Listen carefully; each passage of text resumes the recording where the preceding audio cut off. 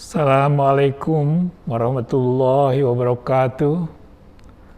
Salam sejahtera buat kita semua. Salam sehat. Alhamdulillah pada hari ini kita berkesempatan untuk bertemu pada sejawat di seluruh Nusantara.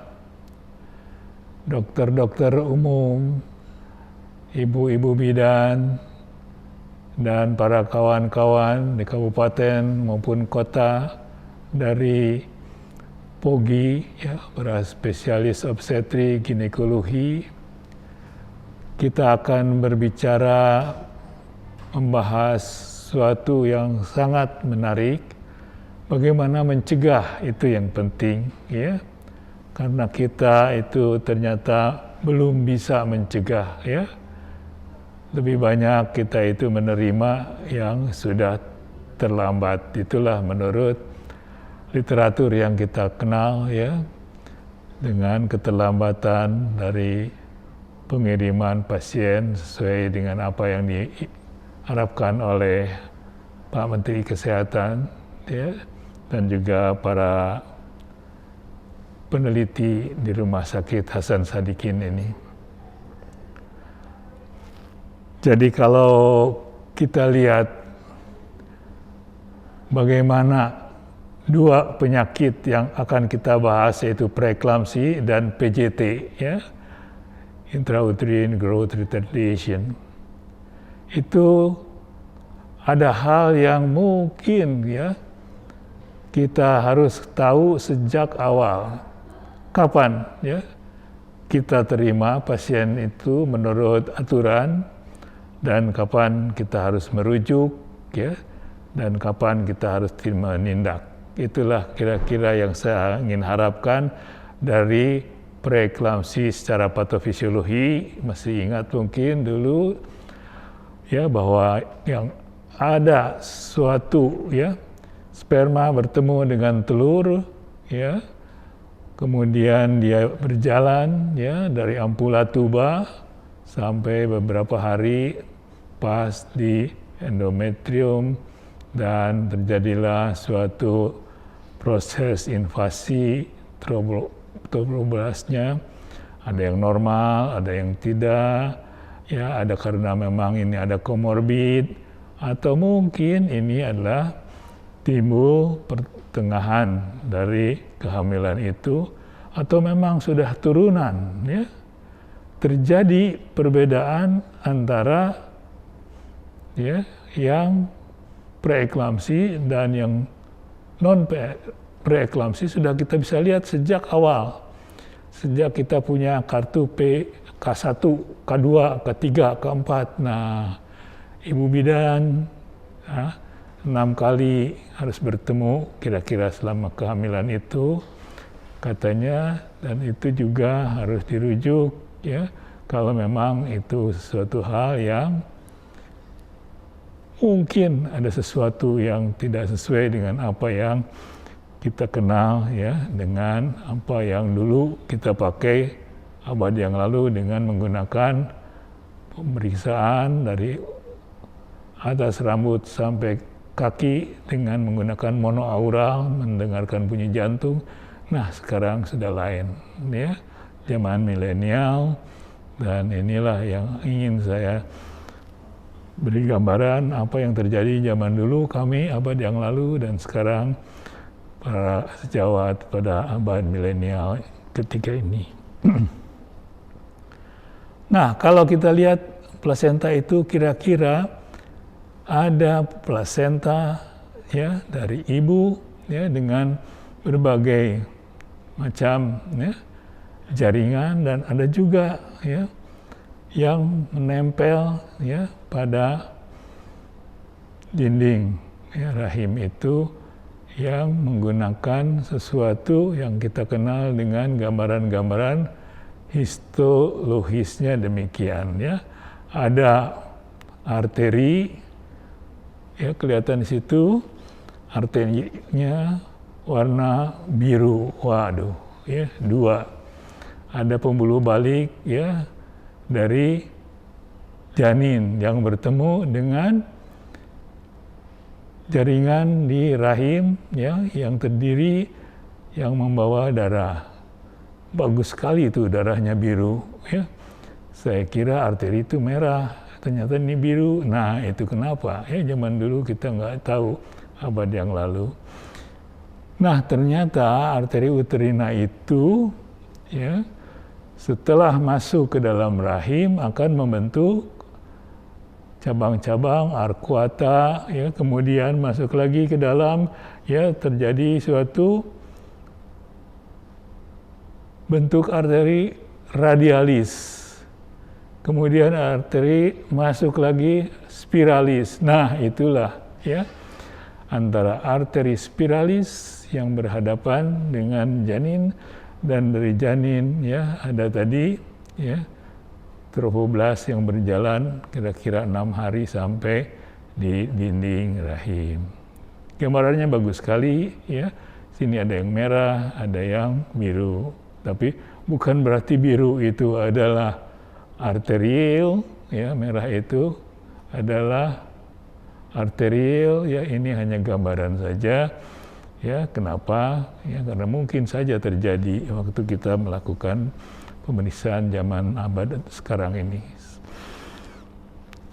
Slide, nah kembali sirkulasi dari uterus dan plasenta ya melalui yang terakhir paling dalam yaitu arteri spiralis ya bertemu dan nampaklah di sini kita lihat mana yang bagian ibu dan mana bagian anak di mana bertemu, tentu kita masih ingat ya secara histologis, dan itulah yang membuat kita harus mengetahui kapan itu, karena di situ tidak bercampur arteri ibu dan arteri janin ya. Janin dan ibu bertemu di situ untuk mentransfer oksigen dan nutrisinya ya. Kemudian kembali dibawa ya ke arteri dan dikembalikan lagi ke pembuluh darah yang ada tadi ya, 3 pembuluh ya. 2 arteri sebetulnya, 1 pembuluh balik dari arteri uterina. Slide. Nah, nampaklah sekarang kita lihat bagaimana ya sirkulasi dari arteri spiralis ya, ujung dari arteri uterina yang bertemu dengan trofoblast ya. Nah, kalau kita lihat di sini apa yang paling penting? Yang paling penting ya tentu kita harus bertemu berapa? 6 kali, terutama dari awal dia mual, muntah, tidak haid. Kapan ibu haid terakhir? Dulu ya. Setelah kemarin itu apa, ada yang terakhir tuh bulan apa, lupa lah, pokoknya ada Idul Adha. Nah, itu kan bingung. Datang, mual, muntah, tidak haid, dan setelah Idul Adha tidak haid lagi. Itu yang penting ya. Jadi harus kita lihat kapan itu di kartu K1 ya, di puskesmas PPK 3 atau pasien K1 ya, yang primer. Nah, di mana sebetulnya harus kita lihat ini ya. 12 minggu ya. Kalaupun dengan menggunakan USG ya dengan 2 dimensi itu adalah yang paling tepat kapan haid terakhir ya, karena plus minusnya hari, dan sudah bisa kita secara biometri ukur antara crown, rem, length. Simpenlah di ya kartu pertama. Jadi K1 itu penting menentukan HPHT ya, karena banyak yang lupa ibu-ibu itu ya. Ini plus minusnya hari, 12 minggu itu dari terjadi pembuahan ya sampai berjalan masuk ke tuba dan menempel. 12 hari itu kita tentukan dengan melihat dengan USG 2 dimensi dan kemampuan siapa yang bisa. Ya dokter umum ada nggak di kurikulumnya? Apakah ada nggak sertifikatnya? Kalau ada, silahkan di situ simpan, dan itu nanti akan berakhir sampai 40 minggu. Ya itu yang kesalahan yang kecil sekali ya. 12 minggu dengan USG 2 dimensi crown rambling, ya kita bisa tahu tentukan HPHT, ya yang plus minus salahnya adalah hari. Baiklah, ya kita lihat sekarang. Nah, ada berapa macam preeklamsi itu? Ada early onset, ya kurang 34 sudah terdiagnosa, atau 34 late onset, ya. Tapi HPHT kita sudah tahu di K1, ya, di kecamatan, ya, di tempat praktek dokter umum ataupun bidan, ya. Di situ yang disebut dengan PPK 1 atau Pasienkes primer. Slide ini kita lihat, ya, awitan dini, ya. Ini terjadi kapan, ya, kemungkinannya apa? Itu secara histologi, ternyata dari makanan, ya. Ingat, kita ini penduduknya lebih dari 1/4 miliar, ya. Dulu zaman kolonial 50, zaman Soekarno mengambil alih 70 ya, juta. Nah sekarang udah 1/4 miliar lebih. Banyak anak, banyak rezeki. Waduh, ternyata itu, ya. Padahal waktu kami dulu 2 anak cukup, ya. Tapi sekarang banyak anak, banyak rezeki. Itulah kira-kira filosofi yang harus kita ingat. Awitan dini itu kapan? Dengan kartu K1 di puskesmas atau di tempat praktek. Slide. Nah ini. Tapi ada juga yang memang itu sudah memang komorbid, ya, merokok sering, ya, kemudian diabetes, ada penyakit-penyakit yang menjadi komorbid yang memang bukan datang karena, ya, tiba-tiba, ya, tapi ini awitan lanjut maternal, ya, contohnya diabetes mellitus, ya, merokok. Kemudian kita lihat slide berikutnya, bagaimana mencegahnya? Kalau gitu kita harus mencegah, bisa dicegah ternyata, ya. Preeklamsi bisa, PJT bisa kita cegah. Itu yang penting, ya, bagaimana mengirim ke rumah sakit yang ada konsultan, tapi jangan sampai ke sana karena terlalu jauh, ke rumah sakit RSUD saja di kabupaten kota biasanya adalah ginekolog dan obstetrikus, ya. Ya, prakonsepsi kita harus tahu apa itu penyakit-penyakit yang mungkin, ya, diturunkan atau mungkin itu adalah komorbid yang sudah ada. Jadi ini penyakit-penyakit yang memungkinkan terjadinya. Dan ingatlah, ya, dari K1, K2, K3, ya, kartunya bisa kita lihat dari mulai umur 12 minggu kehamilan, 20 minggu kehamilan, ya, nanti kemudian 28 minggu kehamilan, 32 kehamilan, 34 kehamilan, sampai berat anak kira-kira harusnya 2,5 juta, 2.500 gram, ya. Itu kira-kira 37 minggu. Nah itu, ya, silahkan melahirkan. Nah inilah deteksi dini dan pencegahannya. Biasanya kalau sudah dikirim dari puskesmas ke rumah sakit umum daerah, situ ada ahli obgyn. Nah bagian feto maternal ada belum, ya, baru ada obgyn umum. Tapi dia tahu, ya, apa itu protein plasenta, PLGF, ya, apa itu, ya, 13 minggu itu obatnya apa, kadarnya berapa, itu sudah dia tahu, ya.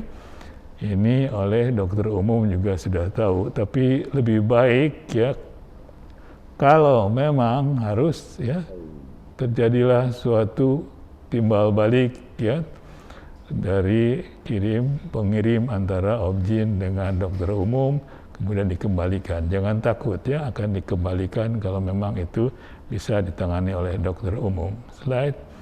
Nah ini yang penting, ya. Zaman now itu USG, ya, 2 dimensi cukup, ya, sesuai dengan apa yang sudah kita dapat, apakah dari kurikulum, apakah dari training atau menjadi trainer ya dari para pelaksana ya. Ini USG itu apa? PI itu apa? Pulsatility Index. Oh iya. RI apa? Resistency Index. Kalau bisa lah lebih dari berapa? 1, sekian atau lebih dari 0,58. Nah, itu ya. Jadi harus melihat kemungkinan terjadinya PJT dan preeklamsi. Slide. Nah, ini adalah tadi 2 dimensi, ini dengan Doppler ya, ada 2 Doppler itu yang bisa melihat warna dan bisa melihat juga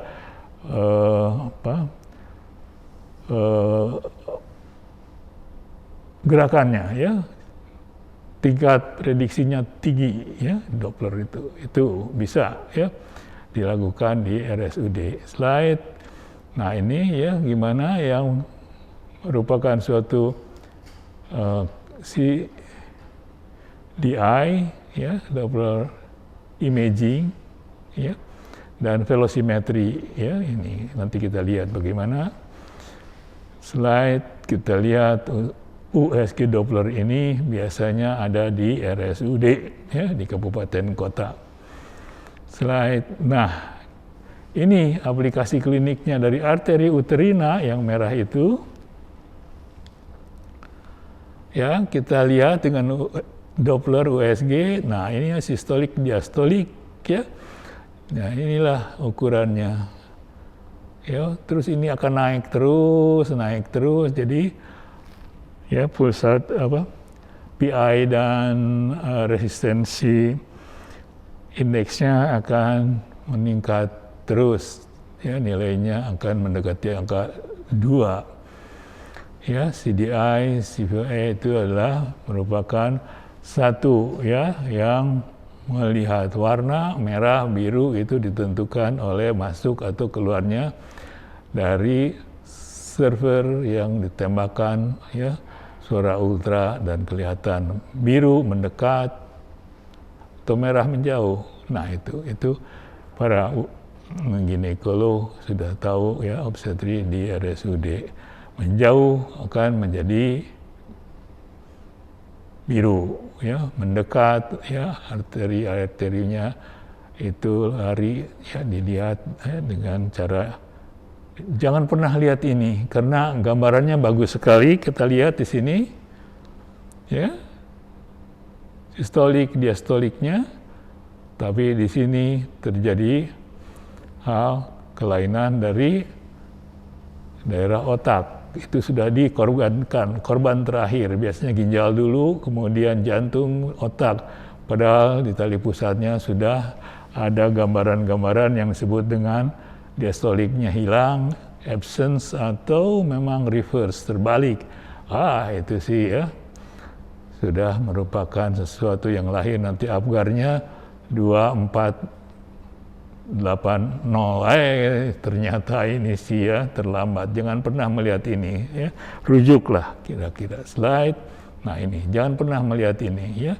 Ini adalah sirkulus wilisi yang dikorbankan terakhir setelah arteri uterina, arteri umbilikalisnya sudah begitu ya, sistolik diastoliknya, indeksnya sudah jauh ya berkurang. Nah inilah bagaimana yang kita pikir sekarang, PJT itu karena apa?